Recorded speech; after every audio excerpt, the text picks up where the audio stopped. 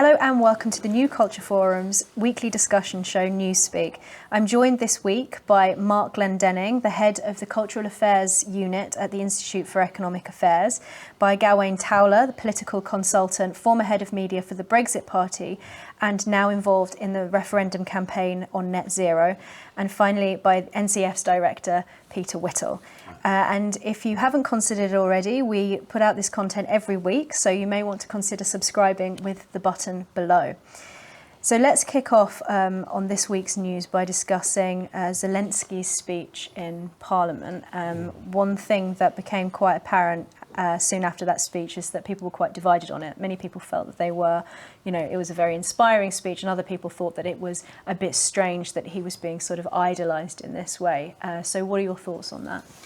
Well, I mean, I thought it was quite moving. I think the problem is, I'd say, Emma, I don't know what you guys think. I think the problem is that when you say people are worried about idolising, we've got to the stage now where, and I sort of understand it, where people over Brexit, or indeed over the pandemic, they felt that anything that the establishment was at one about, they should be very, very suspicious of. Mm-hmm. So it's made people kind of untrustworthy on this subject. I don't agree on that. I think some things are cut and dried. Some things you can take at face value. I didn't know very much about the Ukraine before all of this. I do think he's an impressive leader. I thought it was lovely the way he quoted Shakespeare and Churchill. And as for this sort of idolisation thing, I mean, well, who is sort of idolising him? You know, why are people getting so uptight about this? I mean, who on Twitter maybe, but you know, in the ordinary world, I think most people look at him and think, "Oh, that guy seems to be doing quite well." I don't think that they are idolising. Would you? I think that again you have this situation, and I made some commentary earlier about this very thing, and it's he's impressive. Come the time, come the man, sort of thing. One doesn't know, because thank goodness we're not in a similar situation. But one doesn't know how our own politicians would react in that sort of appalling situation. Maybe they would step up. Maybe they would. However, he has been in that situation. He has transparently stepped up.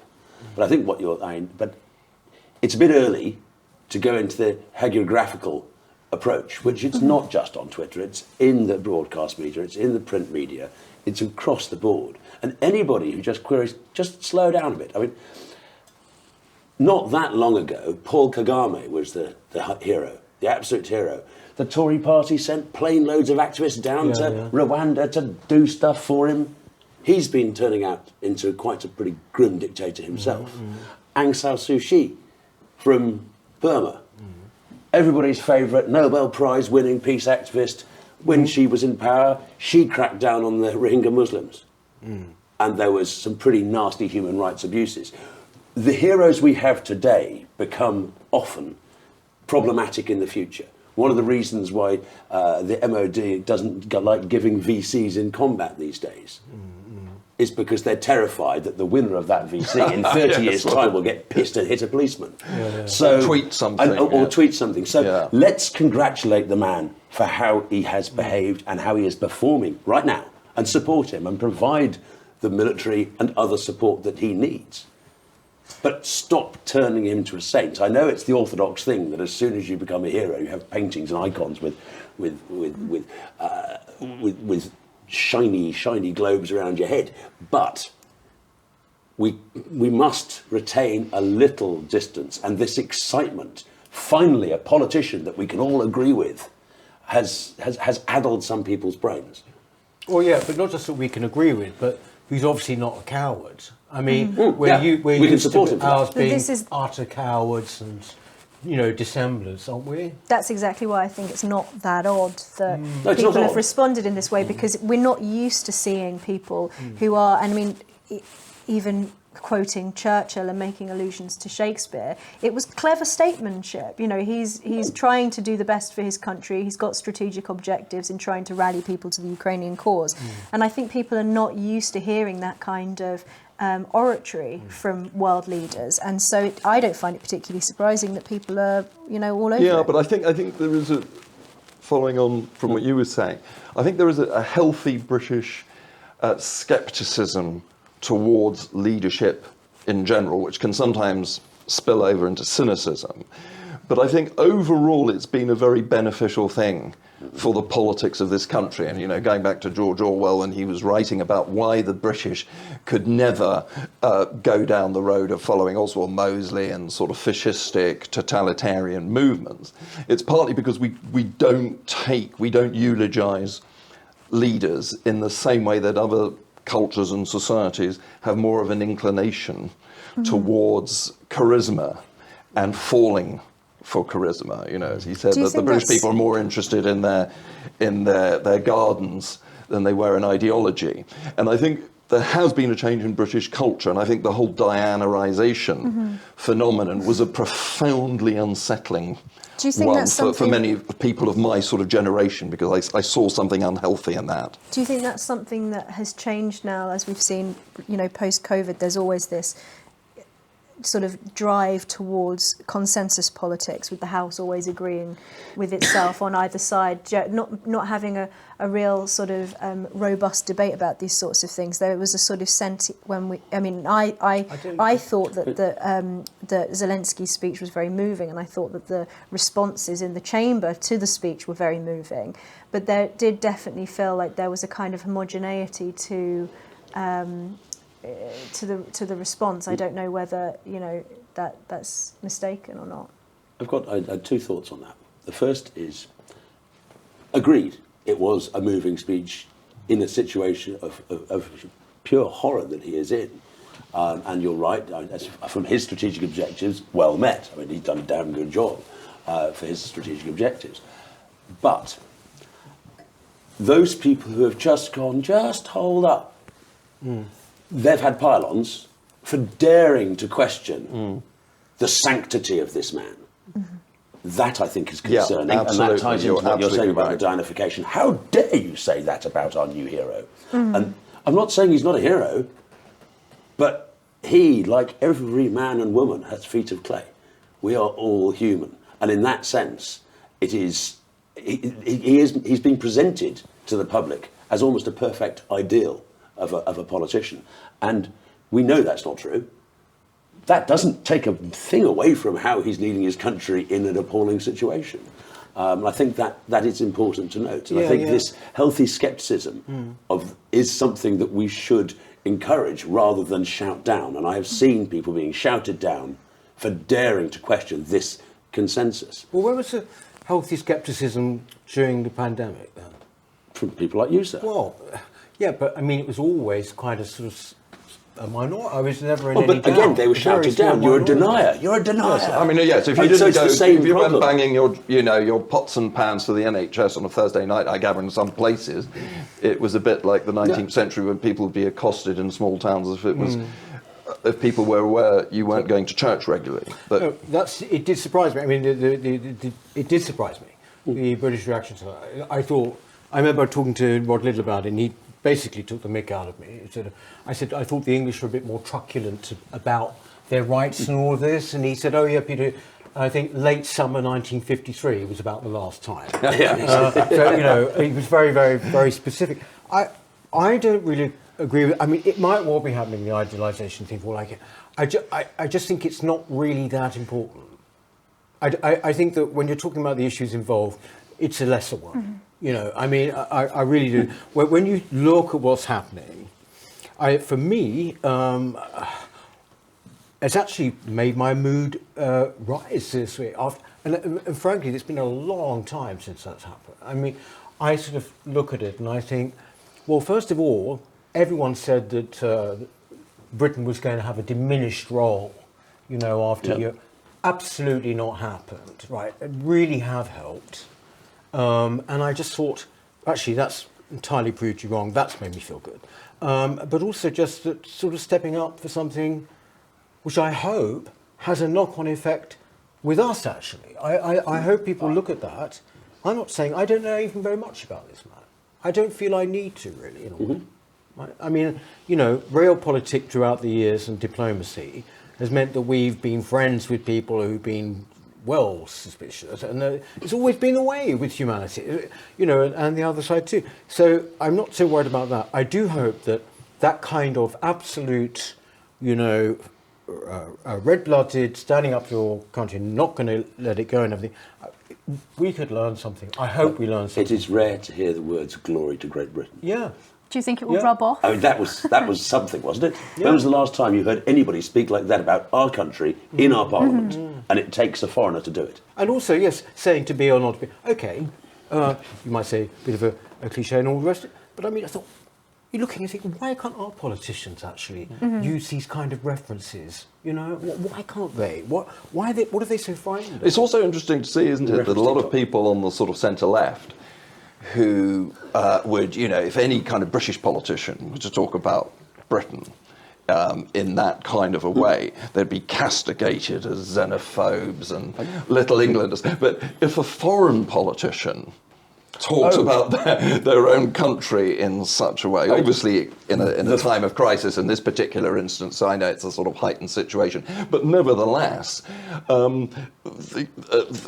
there would be, you know, a very negative reaction to a British politician. Flag shagging is now de rigueur. There were Only actually 6 months ago, flag shagging was awful. There So was long as it's one not the MP British flag, actually, though. No, you can shag a foreign flag or any other country virtually, but not a British flag or probably the American flag. So moving on slightly You to could the shag that, yeah. moving on to the Close your ears. Yeah,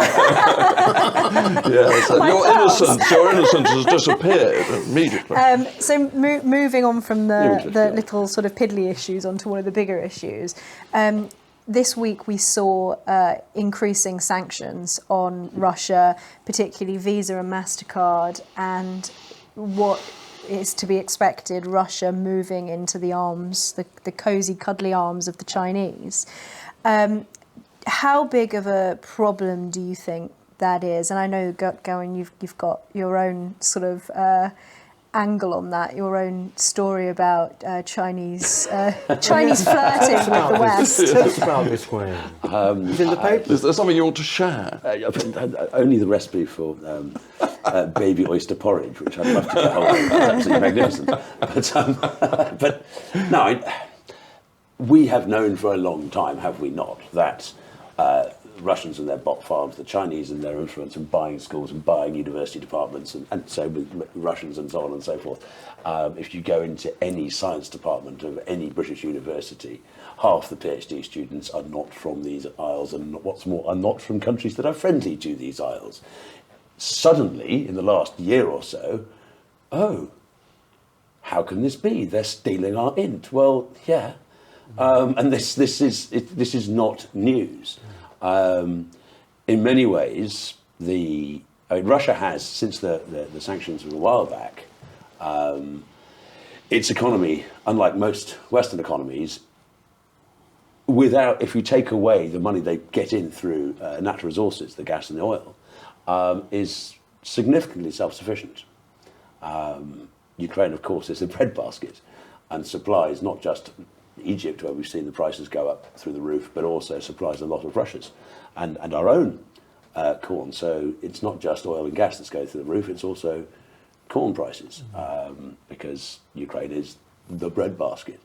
And so the Chinese are now just signing whatever contract they need with the Russians. They get the oil. What I find, and this leads on, this is the thing, it leads on to what we're discussing next. But the drive to the net zero drive, in the light of prices going up, seems to me to be absolutely nuts. If we are serious and looking at making everybody drive electric cars and this, that and the other is the future, one, where's the power come from? It's all very well to try people driving electric cars, but you've got to make the electricity from something in the first place, and it's not just going to be windmills. But also, the raw materials required for those, a vast proportion of those raw materials come from China, Russia, and they used to come from Afghanistan, and who's got that now? Well, the Chinese have.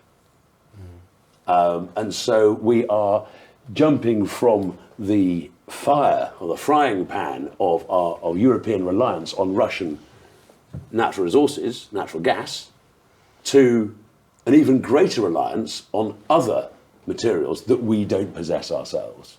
Whereas we do have, under our own feet, resources that will keep us ticking over whilst we come up with better technologies. And we need to come up with better technologies, let's be honest. But we do have a stopgap here. But you're talking about fracking, right? Not just fracking. There are other ways to get shale gas out. It's not just fracking. We can do better than that. Fracking's been going on. If you go to the Dorset coast, in Kimmeridge Bay, there's a nodding donkey. That is taking oil out of shale and has been for something like 45, 50 years. Nod, nod, nod it goes. And every year it produces some. And it's one of the most beautiful bays you're likely to find in the south coast of England. And there's an oil well in it. The size of the space used for this well is less than this studio. That's how big, it's about the same size as this studio. That's how large this well is. And it produces, and has done for decades. So the idea that it's all disaster if we were to tap our own resources in this way is wrong. Yes, fracking has a bad name. But every time the Americans particularly have found a problem with fracking, they've solved the problem. We're not coming in at the beginning of technology. We're coming in decade down the technology where the ability to get at these resources has far fewer dangers than even 10 years ago. Because at each time there's a problem, it's solved. And we can become world leaders in both the technology for producing it, but also in protecting ourselves and being able to sell to ourselves and possibly on the open market a resource that doesn't require us relying upon those people who are hostile to our broader intentions. Do you think the reality of the situation is going to create more sort of popular momentum against this pursuit of net zero, that the reality of the situation and the rising costs is going to force people to have to reckon with the reality of this? It is notable that within the last week, we have gone from this week we're going to put concrete tops on the tops of the wells what is that? to actually we're not. Oh, they're not going to do that now? No, they've decided yesterday, they decided not to put the concrete tops on the tops of the wells, and let's do some more research. So, yes. In answer to your question, yes. Do you think that the government will be likely to do away with their green levies in order to try and... Sadly not. No, I don't think so. Carrie wouldn't allow that. She'd have some sort of terrible hissy fit in the flat above number 10. I think Boris... But this goes into the same problem, if it's a problem, that we mentioned with Zelensky. Everybody in the room says yes. It doesn't matter what the population think. Everybody in the room says yes. And when it comes to the Climate Change Act, I think there's one vote against it. Everybody who wants to be seen to be nice and cuddly and fluffy and lovely and all the rest of it, say yes. And so for a movement to change that, and you're now starting to see there are backbenchers, again, a bunch of Tory backbenchers proving the Tory party is a house against itself. There are some who might argue against this. You wouldn't get 100% of both houses now voting in one way.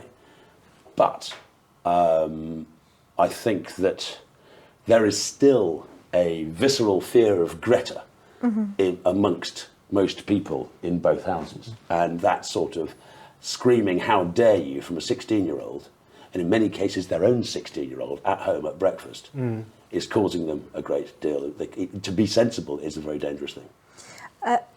Another thing that has been sort of rattling about this week has been the sort of charge of Russophobia, people going for all things Russian, aside from the political situation. We were talking just before filming about the Cardiff Philharmonic deciding to cancel their performances of Tchaikovsky. Yeah, that's terrible. What do you think Utterly about? ridiculous. Is this just pure Philistinism, or do you think what is this? I think there was also put in pictures of Putin on urinals, things like that. Like, what do you think of that? I think it's partly, actually, you're quite right to use the word Philistinism.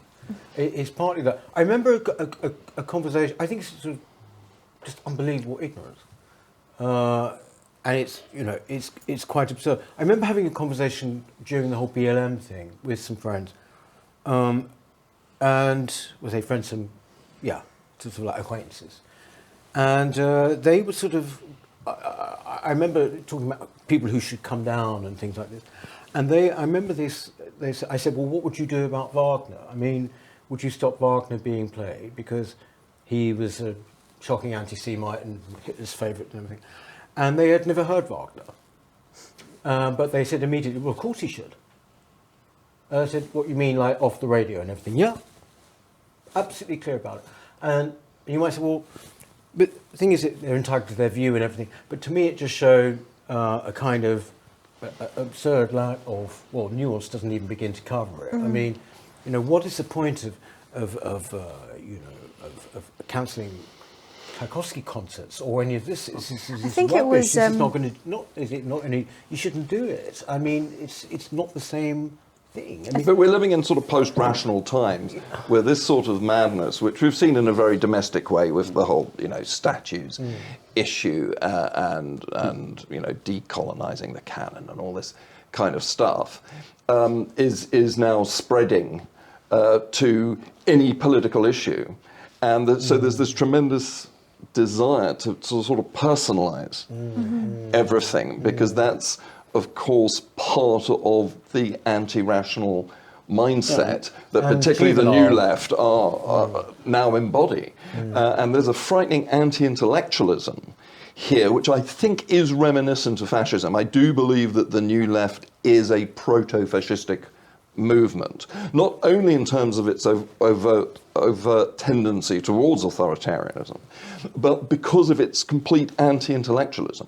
And I think there's a danger here, and I think we're seeing it with this kind of madness, which in another context, if a conservative was to advocate something as stupid as this, as boneheaded as this, would be castigated quite rightly as Philistine idiocy. But if it's the cultural elite, if it's the centre left making these kind of mad suggestions, then that's sort of okay. but What's strange Tory about MPs, Tory MPs have done this too, haven't they? Well, I mean, they're just as bad then. Yeah. That was the point that I was going to make. Is that what's strange about this, and I think it's interesting that, you know, this kind of leaking of a way of thinking into the mainstream, that this particular sort of attempt to go after, and like, you know, going after Dostoevsky, and I think it was Sohrab Ahmari wrote a piece that I think it was in the American Conservative.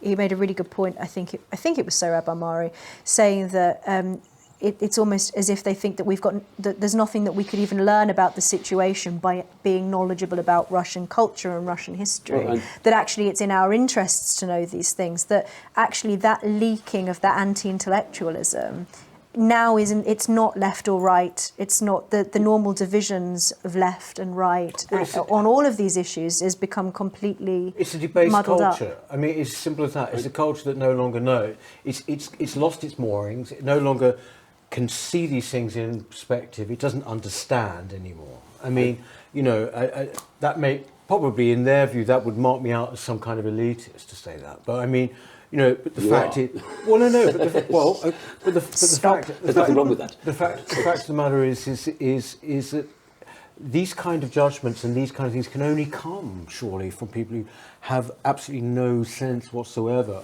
of kind of perspective or priority. But everything is instinctive, and that's why it's kind of animalistic. I'd like to throw in 1940, during the Blitz, the great English Jewish pianist Myra Hess organised a concert every single day at the National Gallery, even when the bottoms were dropping. She was most famous for her Beethoven, her Schubert, her Brahms.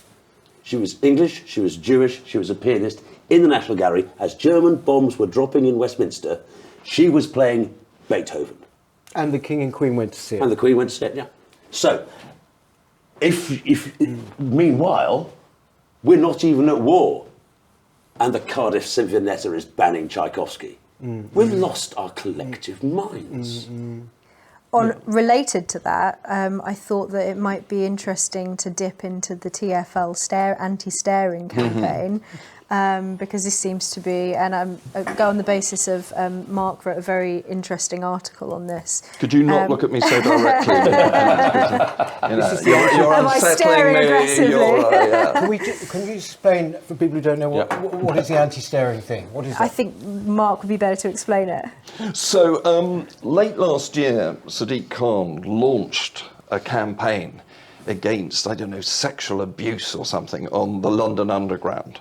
And there was a whole list of things you weren't allowed to do, most of which were already criminal offences, self-evidently. But it was launched as the great fan, we're going to be protecting the women of London from, people who do X, Y, and Z.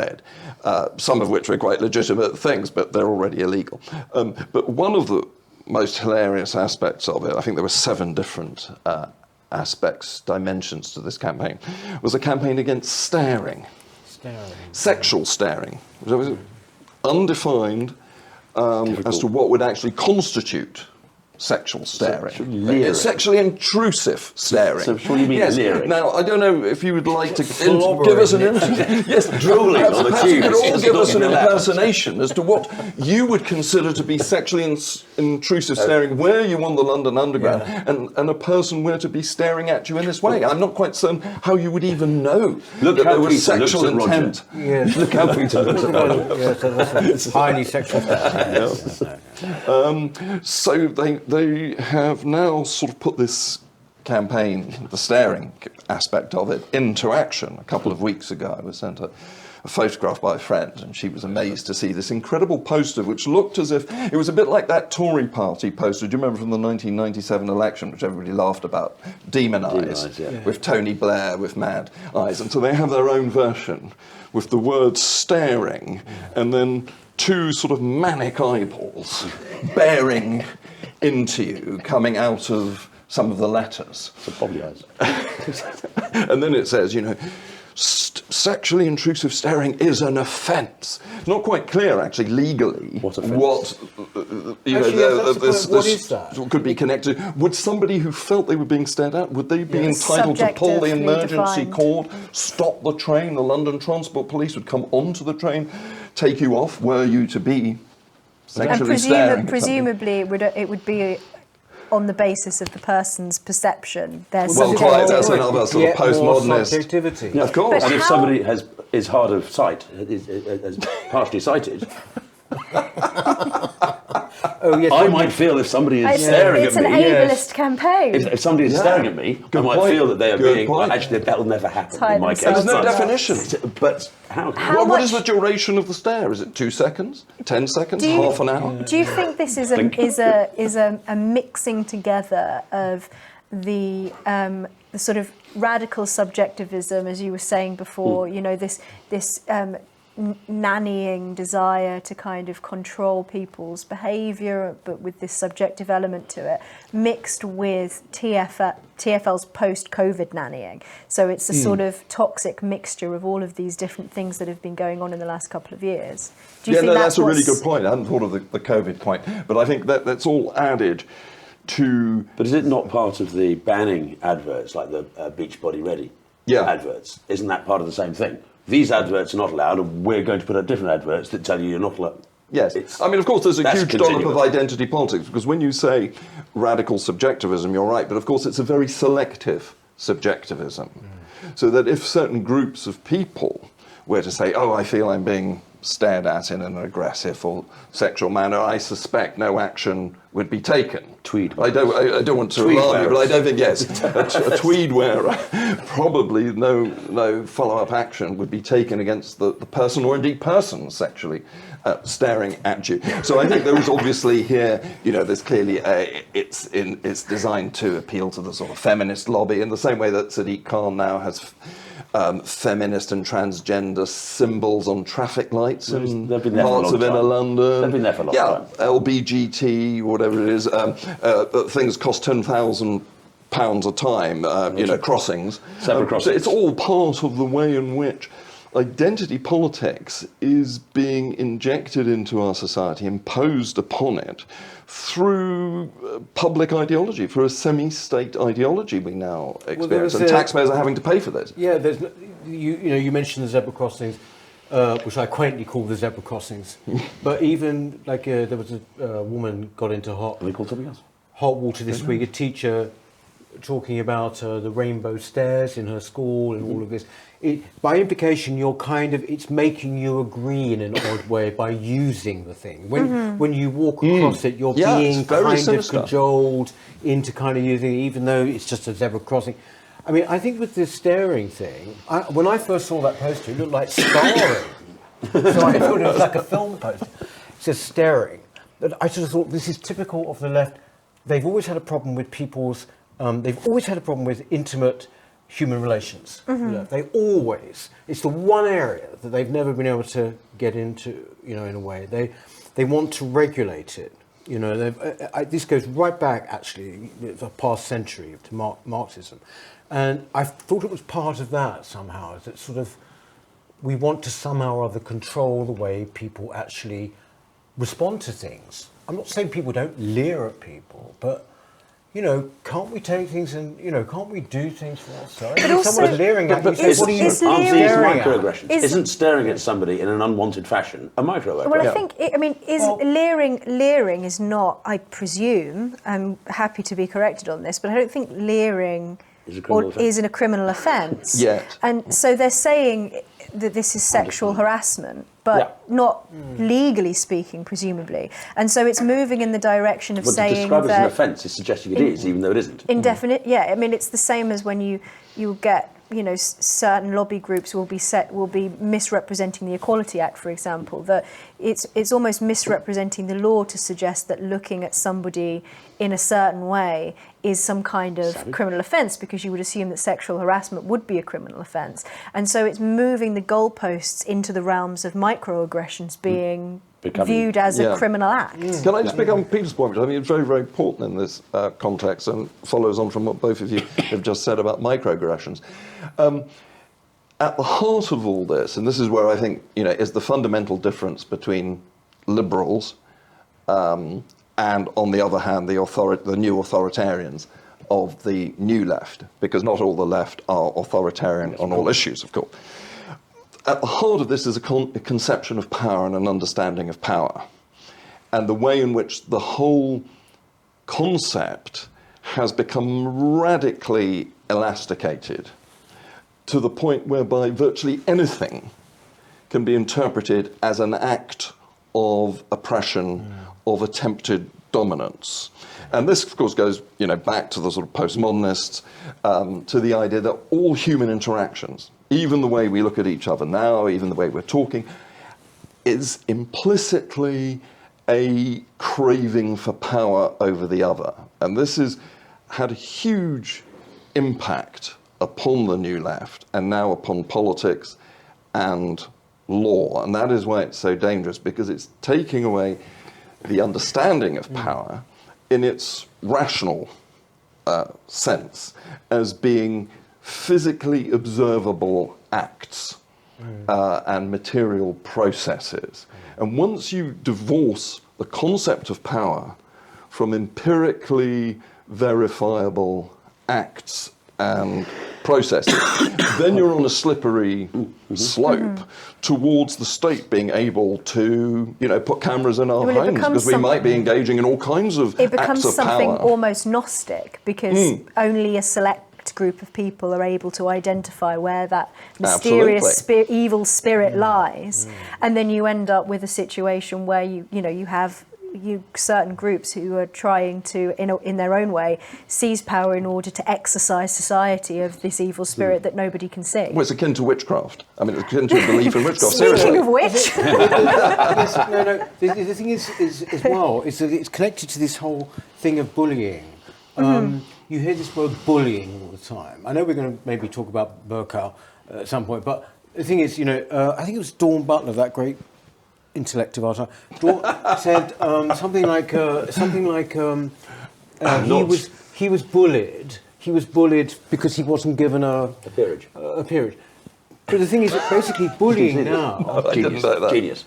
I always thought bullying was something school kids did to each other. But we now use this word to mean disagreeing, or even disagreeing very strongly, right? I mean, and basically pushing your point over. Now that's become bullying, which to me is infantilization. Well, it's in the case that what Dawn Butler's trying to say is that the removal of a cake for Mr. Burkow, he deserves a cake. All good boys deserve cake, and the government wouldn't give him cake. Yeah. That's bullying, because he will be disappointed, and because he's disappointed in what he thinks are his just desserts, that becomes bullying. Well, another example is Laurie Penny. Yes. Gosh, Like everybody that should be towering listening. intellect of our times. He's written a book hilariously on fascism. When we won't. Well, I'll leave that for the time being. So she's written a book about fascism, and because it's been slated even by people who, you know, are naturally sympathetic to her, she's now claiming she's been bullied. I think, or she says she's been Rude reviews. traumatised emotionally. And when J.K. Rowling and Julie Bindel and others steamed into it, then this created people saying, "You adding to the trauma poor Laurie is experiencing." All of this, the whole point underlying all this for me is its total insincerity in it. People don't really feel bullied. They just want to be seen as victims. She doesn't really feel bullied. Of course not. All the other people that we're talking about do not feel bullied. Or really, it's just that you sort of say it now because, you know, to be a victim or to, you know, to appear a victim, there's a huge amount of It has kudos. kudos in it now, you know, I mean, which is terrible, you know, because basically we stop being adults. And then we look at Zelensky. Yes. And he's the adult in the room. This is the point. No, but this is the absolute point. Sorry to... That's okay.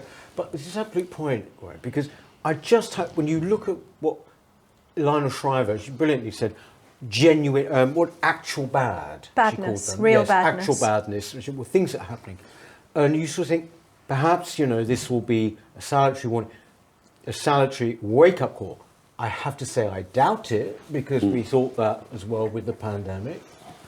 You know, all of this kind of stuff would stop because suddenly you had life or death situations. No, it didn't. In fact, if anything, it intensified. And that is the worry. Maybe, though, you know, the mere fact that he is being idolised, Zelensky, might make a difference. One of the things that I guess you can do to try and claw reality back and claw back some objectivism is to refuse to use the wrong language that people are trying to compel you to use. So in a situation like, for example, the whole saga around Burko and his behaviour, obviously his behaviour is bad and inappropriate, and it is being described as bullying, but what would you describe it as? What word would you use instead to describe the sort of way that he was treating his staff? I wouldn't say, but you see, bullying. He might be a personally repulsive man, right? Might about it. He might. Well, far more importantly, in a way, I mean, the staff thing is important. What was more important, I think, was when that inquiry or whatever it was said he lied and lied, right?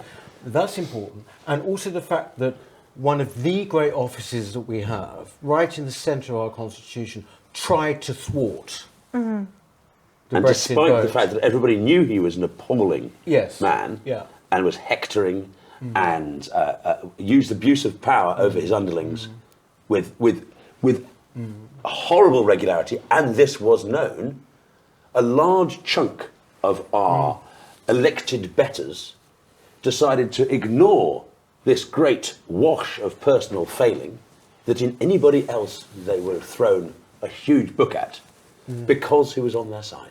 Because he would subvert the constitution to subvert the vote of Brexit. Yes. And therefore, he was to be forgiven. I mean, the comments being made about him when he was deliberately undermining our constitution, deliberately thwarting the will of the people. These people who today whiffle on about minor issues are the ones that were lionizing it. I'm conscious of the time, so I'm going to move us on to our fun subject, I guess you'd say. Witchcraft. Witchcraft. Another Nicola Sturgeon and the witches. angry little person. Nicola Sturgeon this week has obviously been in the news partly because of the gender recognition reform bill that the Scots are pursuing, which will make it easier really for people who are who identify as another gender to do so. It removes the psychiatric and requirement for psychiatric and medical reports.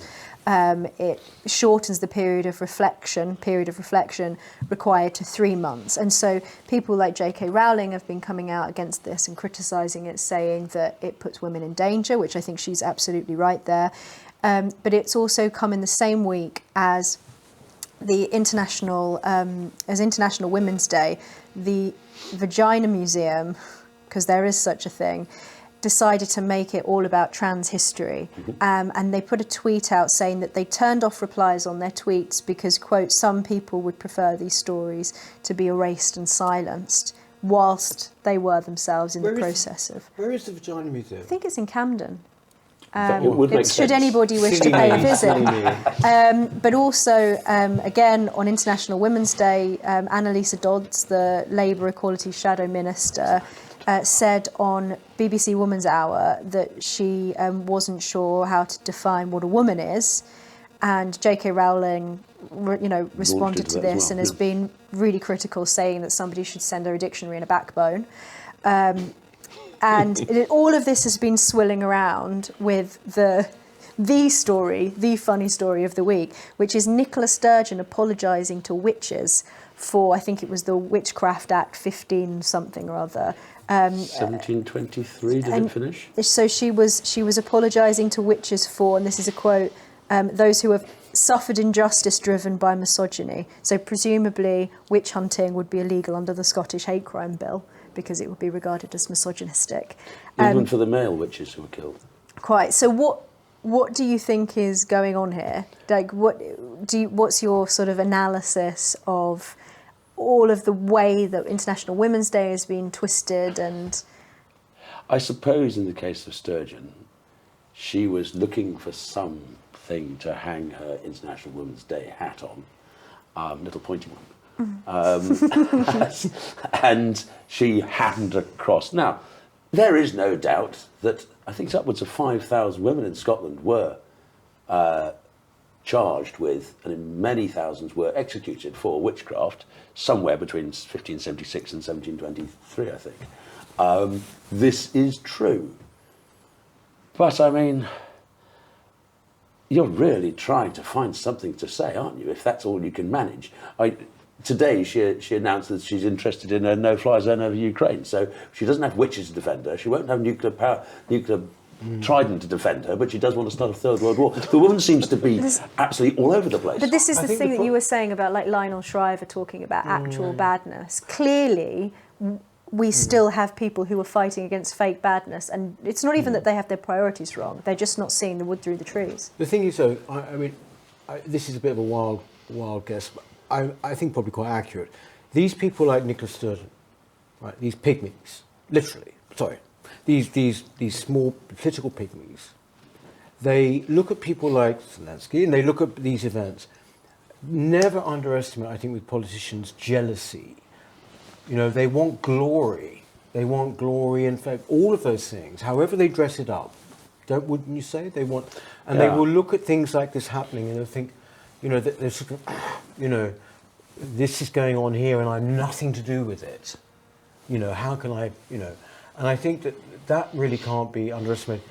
But really, essentially, if you're, if you were Zelensky or Putin even, you would look at this kind of thing going on and think, what is the matter with these people?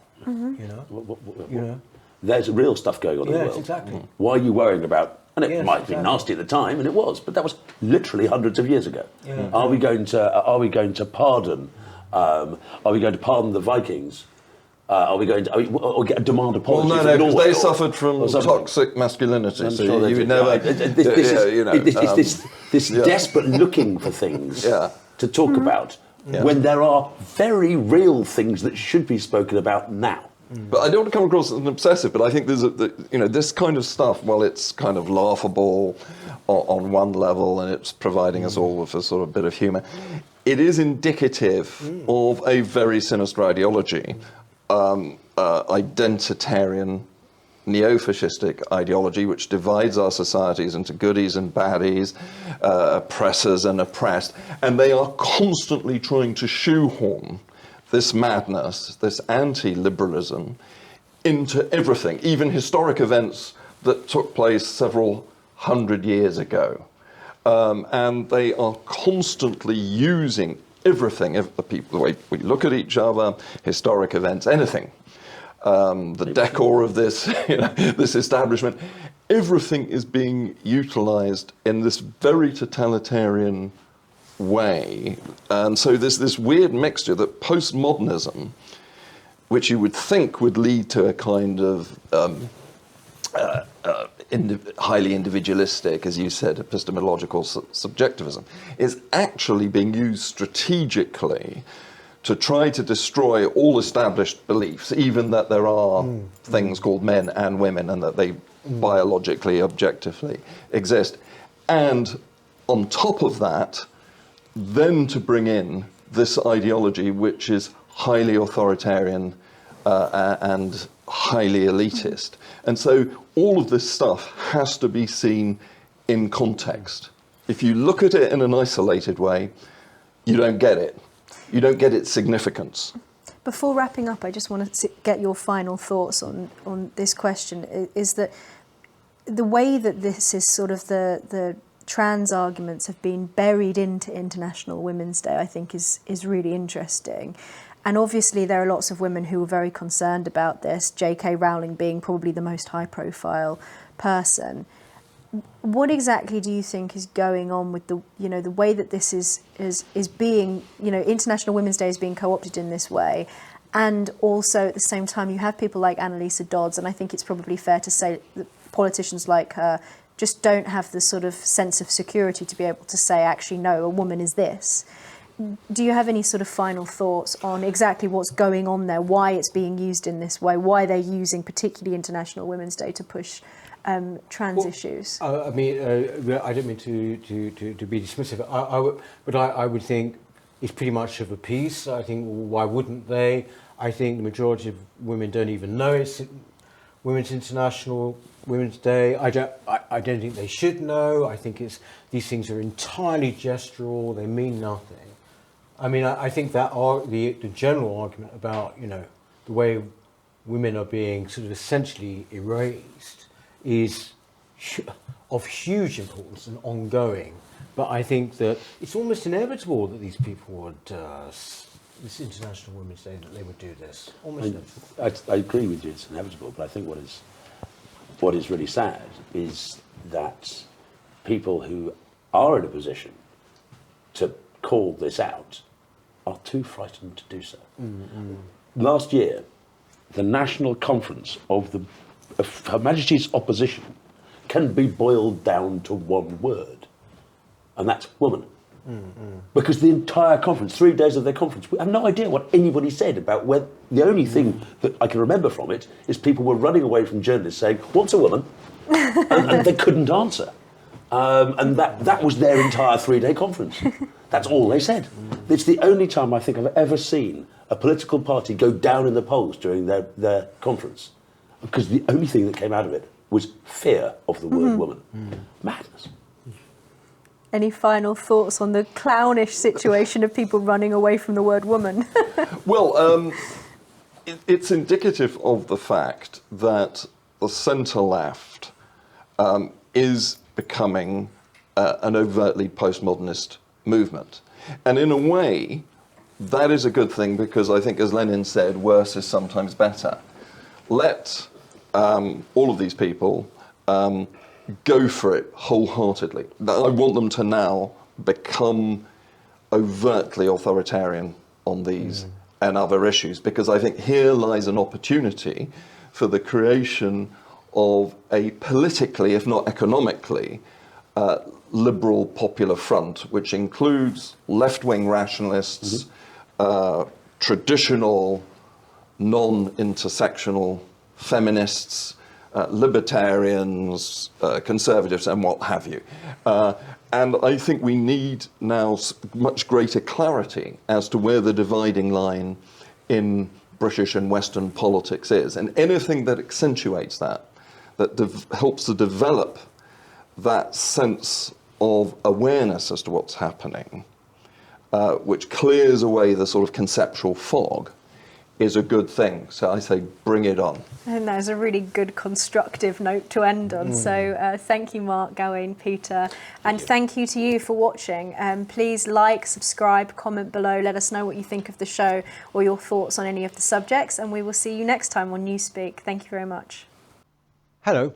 If you're enjoying the New Culture Forum channel and you believe in our mission, may I invite you to join our membership scheme at the link below, or on our website, newcultureforum.org.uk. Our work is more important now than ever, and we have great plans ahead for the future, but we can't do it without your support. From as little as £3 per month, you can help ensure that we continue on our mission. As a member, you'll receive a range of benefits, including access to exclusive content, invitations to our private events, including here at our studios, free copies of our books, and much, much more, including, of course, our famous NCF mug. If you aren't able to become a member, then please help us by clicking this button and subscribing to our channel. It's completely free. Just remember to also click the bell icon so that you can get notifications when we post new videos. Thank you.